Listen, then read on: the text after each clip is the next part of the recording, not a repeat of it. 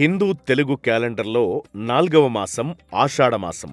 ఈ ఏడాది ఆషాఢమాసం 2024 జులై 6న మొదలై ఆగస్టు 4 వరకు ఉంటుంది. పండుగలు పర్వదినాలు జరుపుకునే ఈ మాసాన్ని పవిత్రంగా భావిస్తారు. హిందువుల పండుగలు మొదలయ్యే తొలి ఏకాదశి, గురు పూర్ణిమ, చాతుర్మాస్య వ్రతాలతో పాటు తెలంగాణలో ప్రసిద్ధి చెందిన బోనాలు పండుగ ఆషాఢమాసంలోనే జరుపుకుంటారు. అంతేకాదు భాగ్యనగర వాసులకు కొంగు బంగారంగా ప్రసిద్ధిగాంచిన బల్కంపేట ఎల్లమ్మ కళ్యాణోత్సవం కూడా ఆషాఢమాసంలోనే అత్యంత ఘనంగా నిర్వహిస్తారు. హిందూ తెలుగు చాంద్రమానం ప్రకారం బల్కంపేట ఎల్లమ్మ కళ్యాణం ఆషాఢమాసం మొదటి మంగళవారం రోజున నిర్వహించడం ఆనవాయితీగా వస్తోంది. తెలంగాణ రాజధాని హైదరాబాద్లోని ప్రసిద్ధ బల్కంపేట ఎల్లమ్మ ఆలయంలో జరిగే అత్యంత ముఖ్యమైన వార్షిక పండుగ బల్కంపేట్ ఎల్లమ్మ కళ్యాణం. ఈ ఏడాది అమ్మవారి కళ్యాణాన్ని 2024 జులై 9న నిర్వహించనున్నారు. మర్నాడు అంటే 2024 తేదీ జులై 10న రథోత్సవాన్ని జరపనున్నారు.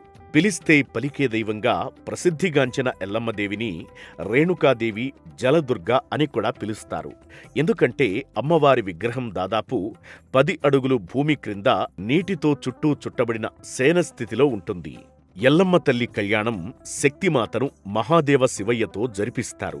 ఈ కళ్యాణం చూసి తీర్థ ప్రసాదాలు స్వీకరించిన భక్తులు కోరిన కోర్కెలు తీర్చడంతో పాటు పలు అనారోగ్య సమస్యల నుంచి ఉపశమనం కలిగిస్తుందని నమ్మకం. అందుకే అమ్మవారి వార్షిక ఉత్సవాలకు వేలాది మంది భక్తులు తరలివస్తారు. ఎల్లమ్మ కళ్యాణోత్సవానికి అమ్మవారికి పట్టు వస్త్రాలను తెలంగాణ ప్రభుత్వం అందజేస్తోంది. కళ్యాణం జరిగిన మర్నాడు వార్షిక రథోత్సవం జరుగుతుంది. ఉత్సవాల్లో భాగంగా భక్తులు వివిధ రకాల నైవేద్యాలను సమర్పిస్తారు. ప్రధానంగా అమ్మవారికి చీరలు, గాజులతో పాటు ఇతర సౌందర్య ఉత్పత్తులను భక్తులు నైవేద్యంగా సమర్పిస్తారు.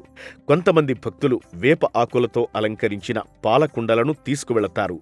ఉత్సవాల్లో పసుపును విరివిగా ఉపయోగిస్తారు.